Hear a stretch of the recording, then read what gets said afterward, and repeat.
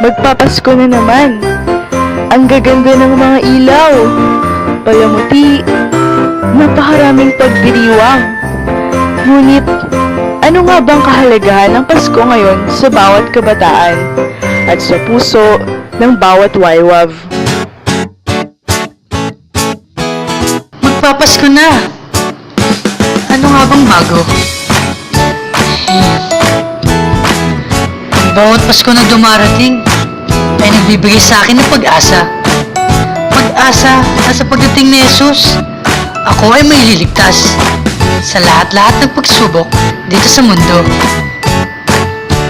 Oo, kailangan ko magtrabaho upang makatulong sa pamilya ko. Ang sipag ko, di ba? Pero wala yan. Kayang-kaya.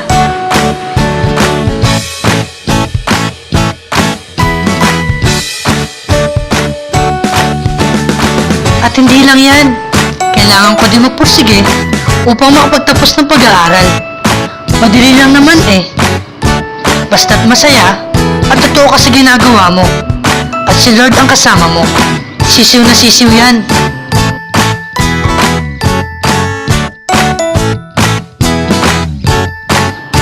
Salamat kay Jesus.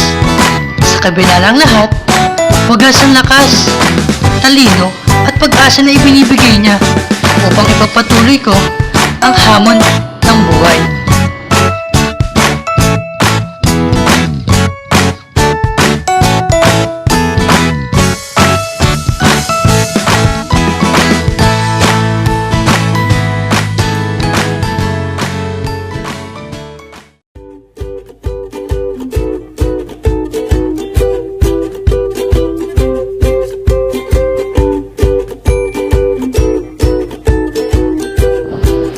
Christmas? December na pala, no? Habang tumatanda talaga, mas nagiging busy. Ang daming ginagawa.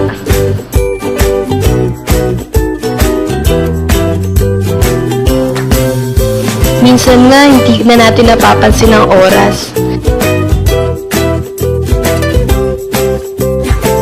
Schoolworks, busy skid sa school. Hi!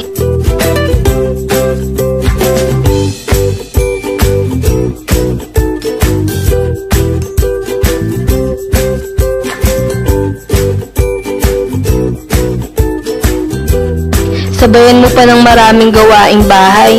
Hindi ko na nga alam paano ko nagagawa lahat ng ito eh. Hi, Lord, buti na lang nandyan ka. Kailanman hindi mo ako iniwan. Hindi mo ako pinabayaan na hindi matapos itong mga requirements ng buhay ko. Ang laki talaga na nagagawa ng Christmas sa buhay ko. Sobrang sayang hintayin ang pagdating ni Jesus. Happy birthday, Jesus! Salamat sa saya at lakas na naidudulot mo sa buhay ko sa kabila ng mga pagsubok.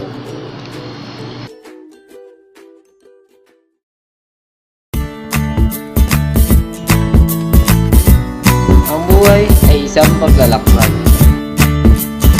Hindi talaga natin alam kung saan nga ba tayo patungo. Pwedeng pagiging matagumpay ka, o kaya naman minsan ay makapariwala ka.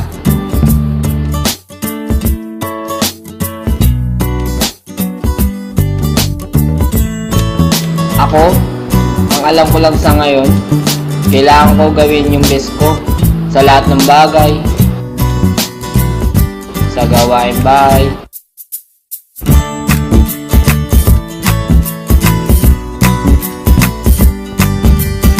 sa pag-aaral,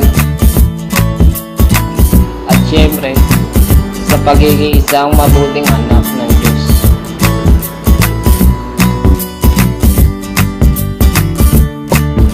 Ngayong magpapasko, naniniwala ako na si Jesus ang tunay na dahilan ng ating pagdiriwang ng Pasko. Kaya't ako ay nagpapasalamat sa blessings at kalakasan ng ibinibigay niya sa akin at sa aking pamilya. Ikaw, ano ang naidudulot ng Pasko sa buhay mo?